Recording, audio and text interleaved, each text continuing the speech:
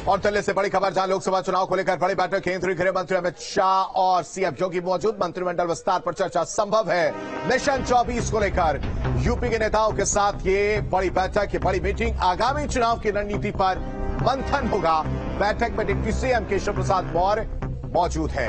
तो बड़ी खबर आपको बता रहे, दोनों डिप्टी सीएम को बुलाया गया है। साथ ही साथ प्रदेश अध्यक्ष पहुंचे हुए हैं। मुख्यमंत्री योगी आदित्यनाथ भी इस मीटिंग में मौजूद रहेंगे। मिशन 24 को लेकर यूपी के नेताओं के साथ मीटिंग है। कैबिनेट विस्तार को लेकर भी इसमें चर्चा की जा सकती है। तो दिल्ली में मिशन 80 को कैसे पाया जाए, इस पर मंथन किया जाएगा। साथ ही साथ 24 का जो मिशन है, जो बड़ा टारगेट बीजेपी ने सेट किया है 24 के चुनाव को लेकर, उसे कैसे पाया जाए, उसको लेकर चर्चा की जाएगी इस बैठक में।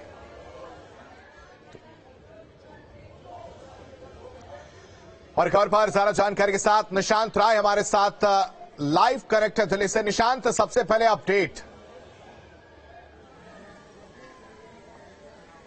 देखिए, सबसे पहले मैं करेक्ट कर दूं कि जो बैठक हो रही है इसमें कैबिनेट विस्तार को लेकर कोई भी चर्चा नहीं होने जा रही है।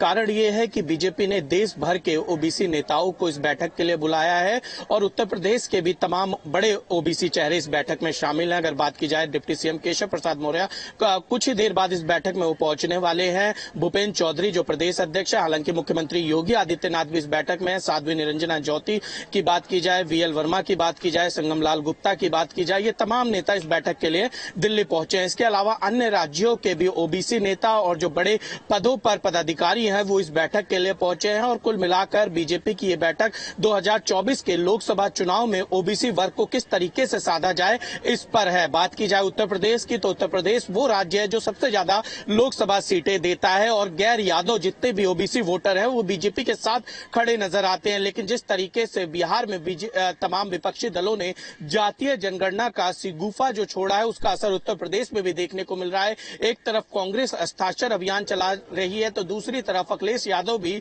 लगातार सरकार को इसी बहाने कटघरे में खड़ा करते हैं। ऐसे में बीजेपी जातीय जनगणना को लेकर किस तरीके से भविष्य में रणनीति अपनाए, खासकर अगर बात की जाए तो अपना दल की बात की जाए या निषाद पार्टी की बात की जाए, दोनों ही राजनीतिक दलों ने भी, जो कि बीजेपी के सहयोगी संगठन है, उन्होंने भी इसकी मांग कर डाली है। ऐसे में रास्ता क्या निकले, वो बैठक आज बीजेपी के केंद्रीय कार्यालय जो एक्सटेंशन है वहां पर हो रही है, जिस बैठक को लेने के लिए फिलहाल जेपी नड्डा पहुंच चुके हैं। कुछ ही देर में केंद्रीय गृह मंत्री अमित शाह भी पहुंच जाएंगे और उसके बाद ये बैठक शुरू हो जाएगी। निशांत, आपने ओबीसी वोटरों का जिक्र किया, ओबीसी की बात की। ऐसे में सवाल ये हो जाता है कि कितना बड़ा फैक्टर ये ओबीसी वर्ग जो है वो 24 के मिशन को पूरा करने के लिए सामने आ रहा है, कितना बड़ा ये फैक्टर रहने वाला है 24 के लिहाज से? देखिए, बात यूपी की जाए तो बीजेपी ने जो 2014 में एक बड़ी जीत हासिल की थी, ऐतिहासिक जीत हासिल की थी, उसमें सबसे बड़ा अगर किसी का रोल था तो ओबीसी समाज का था।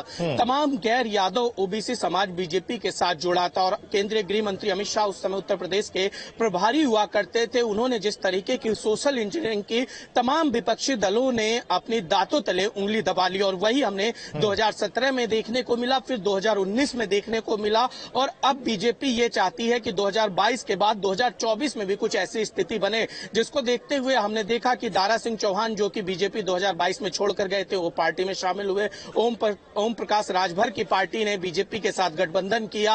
हालांकि दारा सिंह चौहान अपनी सीट नहीं जीत सके, लेकिन उसके बावजूद भी पूर्वांचल में ओबीसी नेताओं को किस तरीके से टारगेट किया जाए और खासकर ओबीसी वोट बैंक को अपने साथ बांधे रखा जाए, इसको लेकर लगातार मंत्रणा हो रही है। और पश्चिमी उत्तर प्रदेश में भी भूपेन्द्र चौधरी को जो प्रदेश अध्यक्ष बनाया गया तो ये मैसेज देने की कोशिश की गई, जो जाट हैं वो भी बीजेपी के साथ रहे, जो नाराजगी लगातार मिशन 80 की हम बात कर रहे हैं, आपने पूर्वांचल का जिक्र किया। कहीं ना कहीं सवाल ये भी उठ जाता है कि ओपी राजभर एक बड़ा चेहरा है और ओबीसी को लेकर ये मीटिंग है, तो उनको नहीं बुलाया गया, इसे कैसे देखा जाए?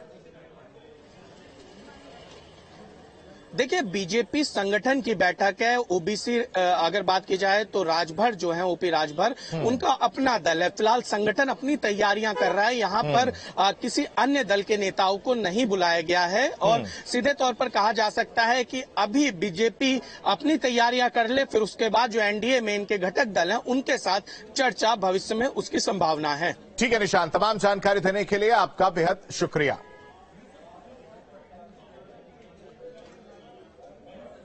चलिए, बड़ी खबर आपको बता दें, मुख्यमंत्री योगी आदित्यनाथ के दिल्ली दौरे के बाद यूपी मंत्रिमंडल विस्तार की चर्चा तेज हो गई और इस बीच ओम प्रकाश राजभर ने बड़ा दावा किया है कि मंत्रिमंडल विस्तार को लेकर वो खुद ही तारीख बताएंगे।